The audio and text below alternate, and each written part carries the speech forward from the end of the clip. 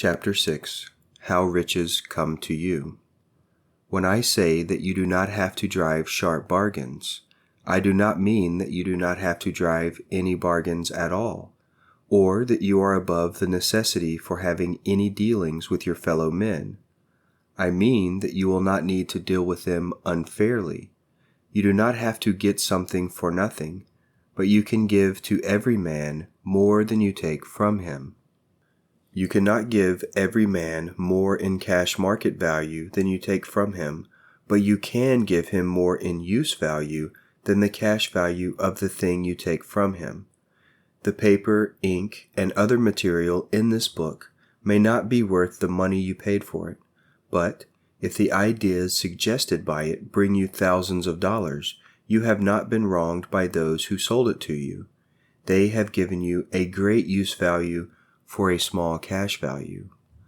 Let us suppose that I own a picture by one of the great artists, which in any civilized community is worth thousands of dollars. I take it to Baffin Bay and by salesmanship induce an Eskimo to give a bundle of furs worth $500 for it. I have really wronged him, for he has no use for the picture. It has no use value to him. It will not add to his life. But suppose I give him a gun worth $50 for his furs. Then he has made a good bargain. He has use for the gun. It will get him many more furs and much food. It will add to his life in every way. It will make him rich. When you rise from the competitive to the creative plane, you can scan your business transactions very strictly, and if you are selling any man anything which does not add more to his life than the thing he gives you in exchange, you can afford to stop it. You do not have to beat anybody in business, and if you are in a business which does beat people, get out of it at once. Give every man more in use value than you take from him in cash value. Then you are adding to the life of the world by every business transaction. If you have people working for you, you must take from them more in cash value than you pay them in wages, but you can so organize your business that it will be filled with the principle of advancement, and so that each employee who wishes to do so may advance a little every day. You can make your business do for your employees what this book is doing for you. You can so conduct your business that it will be a sort of ladder by which every employee who will take the trouble may climb to riches himself. If he will not do so, it is not your fault. And finally, because you are to cause the creation of your riches from formless substance, which permeates all your environment, it does not follow that they are to take shape from the atmosphere and come into being before your eyes.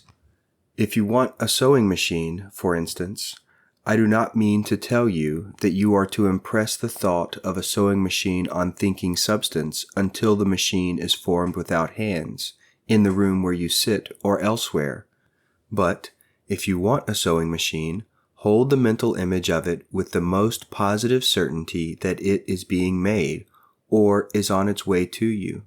After once forming the thought, have the most absolute and unquestioning faith that the sewing machine is coming. Never think of it or speak of it in any other way than as being sure to arrive. Claim it as already yours. It will be brought to you by the power of the Supreme Intelligence, acting upon the minds of men. If you live in Maine, it may be that a man will be brought from Texas or Japan to engage in some transaction which will result in your getting what you want. If so, the whole matter will be as much to the man's advantage as it is to yours. Do not forget for a moment that the thinking substance is through all, in all, communicating with all, and can influence all. The desire of thinking substance for fuller life and better living has caused the creation of all the sewing machines already made, and it can cause the creation of millions more, and will, whenever men set in motion by desire and faith, and by acting in a certain way. You can certainly have a sewing machine in your house, and it is just as certain that you can have any other thing or things which you want, and which you will use for the advancement of your own life and the lives of others. You need not hesitate about asking largely. It is your Father's pleasure to give you the kingdom, said Jesus. Original substance wants to live all that is possible in you and wants you to have all that you can or will use for the living of the most abundant life. If you fix upon your consciousness the fact that the desire you feel for the possession of riches is one with a desire of omnipotence for more complete expression, your faith becomes invincible. Once I saw a little boy sitting at a piano and vainly trying to bring harmony out of the keys, and I saw that he was grieved and provoked by his inability to play real music. I asked him the cause of his vexation, and he answered, "I can feel the music in me, but I can't make my hands go right." The music in him was the urge of original substance, containing all the possibilities of all life. All that there is of music was seeking expression through the child. God, the one substance, is trying to live and do and enjoy things through humanity. He is saying, I want hands to build wonderful structures, to play divine harmonies, to paint glorious pictures. I want feet to run my errands, eyes to see my beauties, tongues to tell mighty truths and to sing marvelous songs, and so on. All that there is of possibility is seeking expression through men. God wants those who can play music to have pianos and every other instrument, and to have the means to cultivate their talents to the fullest extent. He wants those who can appreciate beauty to be able to surround themselves with beautiful things. He wants those who can discern truth to have every opportunity to travel and observe. He wants those who can appreciate dress to be beautifully clothed, and those who can appreciate good food to be luxuriously fed. He wants all these things because it is Himself that enjoys and appreciates them. It is God who wants to play and sing and enjoy beauty and proclaim truth and wear fine clothes and eat good foods. It is God that worketh in you to will and to do, said Paul.